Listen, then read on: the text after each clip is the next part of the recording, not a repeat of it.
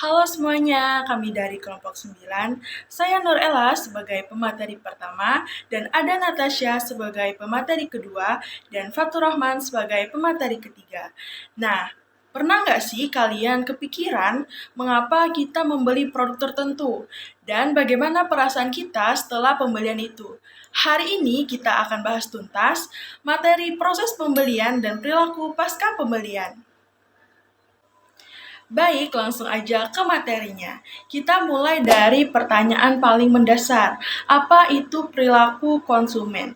Singkatnya, ini adalah studi tentang bagaimana individu atau kelompok memilih, membeli, menggunakan, dan mengevaluasi produk atau jasa untuk memenuhi kebutuhan mereka. Kenapa sih ini penting dipahami? Karena ada 3 alasan kunci. Yang pertama, ini adalah kompas untuk menentukan strategi pemasaran perusahaan. Dan yang kedua, ini membantu kita memprediksi reaksi konsumen di masa depan. Dan yang paling penting, ini adalah dasar untuk membangun loyalitas. Karena tanpa loyalitas, bisnis kita bagaikan rumah tanpa fondasi. Dan inilah inti presentasi kita, 5 tahap utama proses pembelian menurut Kotler dan Keller. Tahapnya adalah pengenalan kebutuhan, pencarian informasi, evaluasi alternatif, keputusan pembelian, dan perilaku pasca pembelian. Baik, selanjutnya ada pengenalan kebutuhan. Nah, ini terjadi saat konsumen menyadari perbedaan antara keadaan saat ini dengan keadaan yang diinginkan. Misalnya, perut kita kosong, yaitu keadaan saat ini, versus perut kita kenyang, yaitu keadaan yang kita inginkan. Nah, sumber kebutuhan bisa dari internal seperti lapar, haus, ataupun rasa bosan. Dan dari eksternalnya seperti iklan, tren, atau rekomendasi dari teman. Contoh nyatanya, misal muncul iklan HP baru nih. Nah, tiba-tiba timbul keinginan kita untuk mengganti handphone lama kita.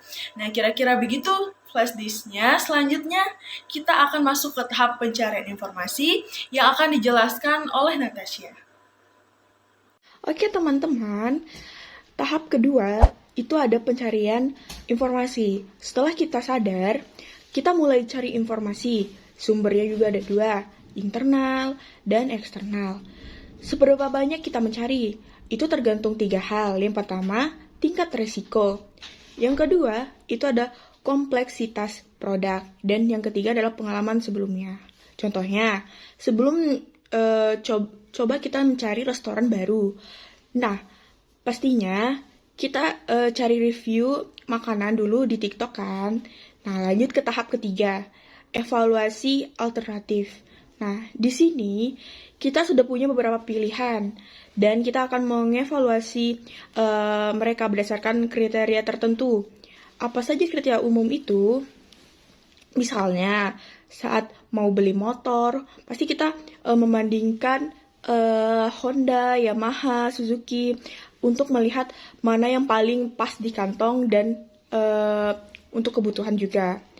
Nah, tahap keempat itu ada keputusan pembelian. Nah, inilah momen penentuannya. Jadi, konsumen menentukan produk yang paling sesuai. Tapi, hati-hati ya, niat membeli bisa berubah di detik terakhir. Kenapa? Karena dipengaruhi sikap orang lain, kayak kita direkomendasiin orang lain. Nah, terus yang kedua adalah situasi tidak terduga, kayak kehabisan stok atau muncul promo yang lain. Dan yang paling kuat itu motivasi emosional, kayak gengsi, lifestyle, pokoknya dan lain-lain. Nah, yang terakhir itu tahap kelima, perilaku pasca pembelian. Jadi, konsumen akan mengevaluasi apakah mereka puas atau tidak setelah membeli. Kalau puas, harapannya terpenuhi, dampaknya itu loyalitas, pembelian ulang, dan word of positif. Kalau tidak puas, harapannya tidak terpenuhi, dampaknya itu komplain, ulasan negatif, pindah ke pesaing. Nah, ada juga istilah cognitive disconnect, yaitu perasaan ragu setelah membeli. Contohnya tuh, harusnya aku pilih merek lain nggak ya? Implikasinya, perusahaan wajib mengelola layanan purna jual. Selanjutnya, Fatur akan menjelaskan faktor-faktor kunci di balik semua proses ini. Wih, seru banget ya prosesnya. Sekarang kita kupas apa saja faktor yang mempengaruhi proses pembelian ini. Kita bagi menjadi 4 faktor. Yang pertama ada faktor pribadi, seperti usia, pekerjaan, gaya hidup, dan pendapatan. Dan yang kedua ada faktor psikologis, ini dari dalam diri, yaitu motivasi, persepsi, sikap, dan pembelajaran. Yang ketiga ada faktor sosial. Faktor sosial terdiri daripada lingkungan sekitar seperti keluarga, teman, kelompok, acuan, dan budaya. Dan terakhir yang keempat, ada faktor situasional, di mana ini terdiri daripada kondisi saat kita membeli seperti waktu, suasana hati, atau kondisi tempat pembelian. Nah, dari semua ilmu ini, apa sih implikasi bagi pasar? Kita harus menyediakan produk sesuai dengan kebutuhan pasar.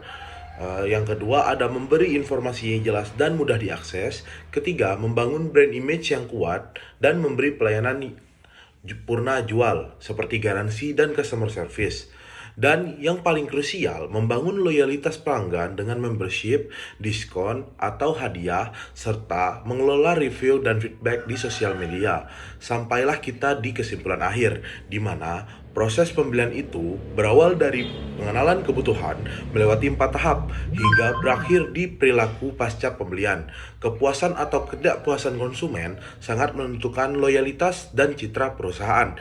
Jadi, pemasar, kita wajib memahami setiap tahap dan memberikan layanan terbaik agar konsumen tetap setia. Ingat, pahami konsumen, raih loyalitas. Terima kasih atas perhatiannya. Sampai jumpa.